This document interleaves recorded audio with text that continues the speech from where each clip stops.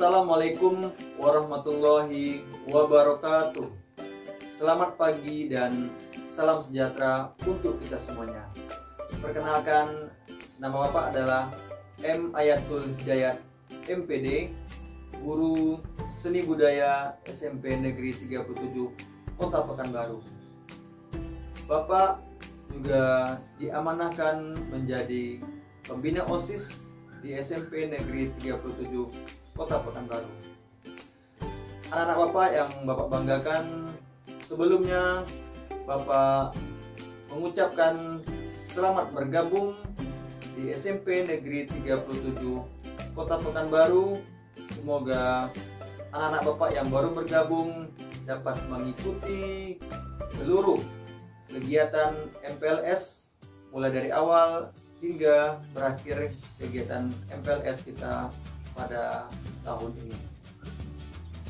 Anak-anak Bapak yang Bapak banggakan, dalam kegiatan MPLS hari ini Bapak akan menyampaikan materi dengan judul Cara Belajar Efektif.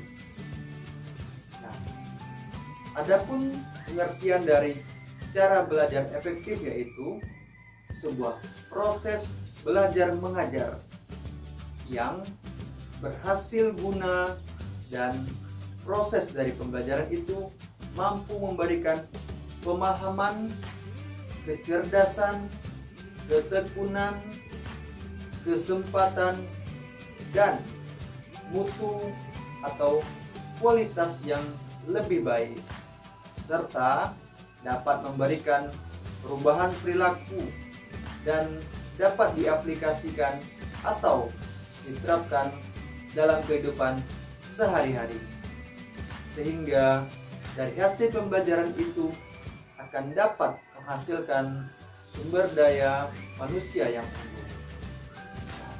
Dari pengertian tersebut dapat kita bagi beberapa hal untuk mendapatkan cara belajar yang efektif, yang mana terbagi atas 10 hal.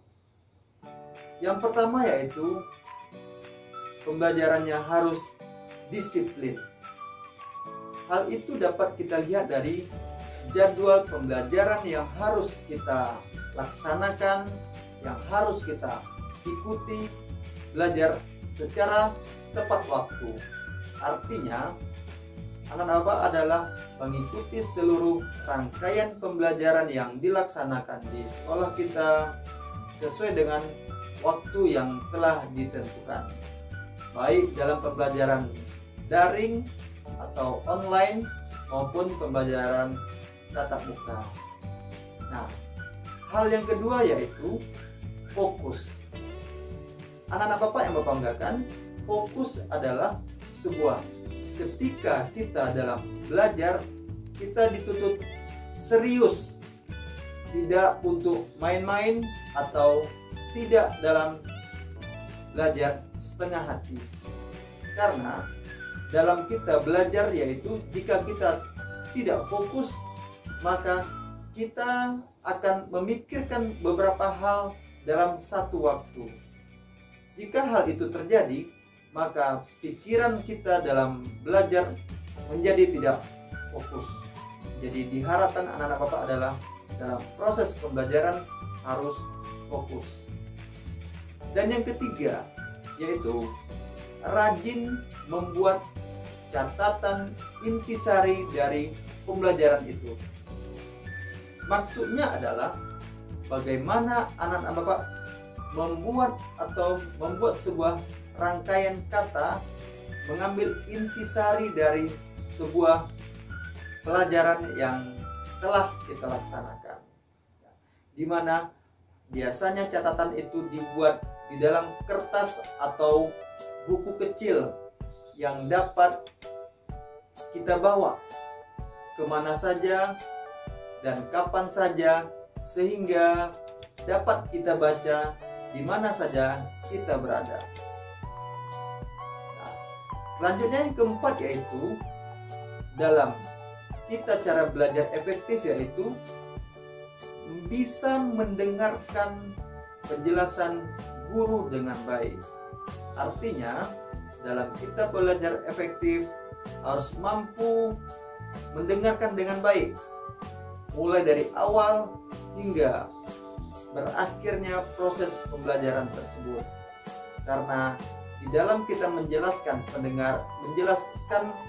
apa yang disampaikan oleh guru, berarti kita bisa mengikuti pembelajaran itu sehingga dapat kita pahami tentang materi yang telah disampaikan.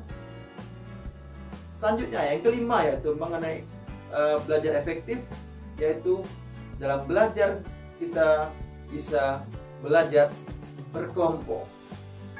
Maksudnya adalah dalam pembelajaran kita bisa berkolaborasi dengan kawan yang ada di kelas atau berada di tempat tinggal kita yang dekat. Ya, jika kita laksanakan secara tatap muka, mungkin kita bisa berkolaborasi dengan kawan sebangku atau kawan yang ada sekelompok.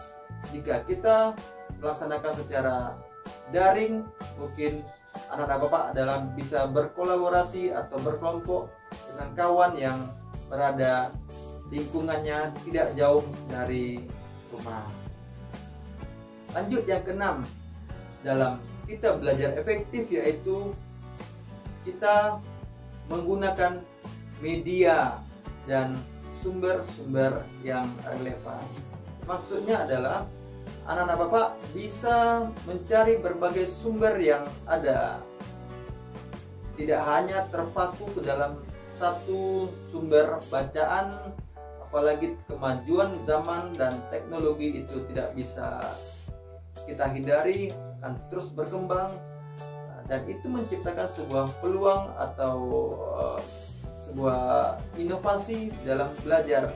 Kita bisa mencari berbagai materi sumber bacaan yang beraneka ragam, sehingga berbagai sumber bacaan apa saja bisa kita jadikan sebagai media dalam pembelajaran. Nah, yang ketujuh yaitu jujur dalam mengerjakan ulangan atau ujian yang dilaksanakan. Nah, dalam pengerjaan ulangan, walaupun kita melaksanakan secara daring atau melaksanakan secara tatap muka, haruslah kita jujur dan tentu apa yang kita kerjakan sesuai dengan kemampuan kita sendiri. Tidak boleh kita bekerja sama dalam mengerjakan sesuatu hal atau tugas yang telah diberikan. Nah, lanjut yang ke-8, bagaimana cara belajar efektif? Yaitu adanya lokasi dan situasi yang kondusif. Ya. Anak-anak Bapak, maksudnya yang lokasi itu apa?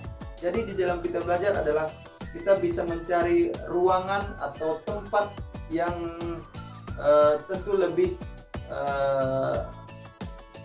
tidak begitu ramai, ya, yang tidak susah untuk mudah kita berkonsentrasi sehingga fokus kita terhadap materi pembelajaran. Jadi bisa dikatakan sunyi atau senyap, ya, bisa, yang penting tidak dalam lokasi yang begitu ramai sehingga kita bisa fokus untuk belajar. Lanjut yang ke-9 yaitu kita dalam pembelajaran yang efektif yaitu kita bisa mengikuti berbagai kegiatan ekstrakurikuler yang bisa kita laksanakan. Nah, di dalam pembelajaran ekstrakurikuler itu biasanya tergantung bakat atau minat yang kita miliki, dan dalam saat ini mungkin bisa anak-anak Bapak salurkan sesuai dengan bakatnya, apakah bakatnya dalam bentuk olahraga, ya, ataukah dalam bentuk seni, ataukah dalam bentuk kegiatan-kegiatan yang lain bermanfaat. Silakan dikembangkan sesuai dengan minat dan bakatnya. Ya, pada saat ini tentu kamu bisa ikuti kegiatan-kegiatan yang ada di lingkungan rumah dekat, ya, sekitar rumah. jika besok sudah kegiatan dalam bentuk tatap muka di sekolah, bisa kamu ikuti dengan kegiatan ekstrakurikuler yang ada di sekolah. Dan yang terakhir adalah dalam cara belajar efektif, yaitu mohon bimbingan dari Tuhan Yang Maha Kuasa. Jadi bagaimanapun kita dalam belajar efektif, tetap mohon berdoa.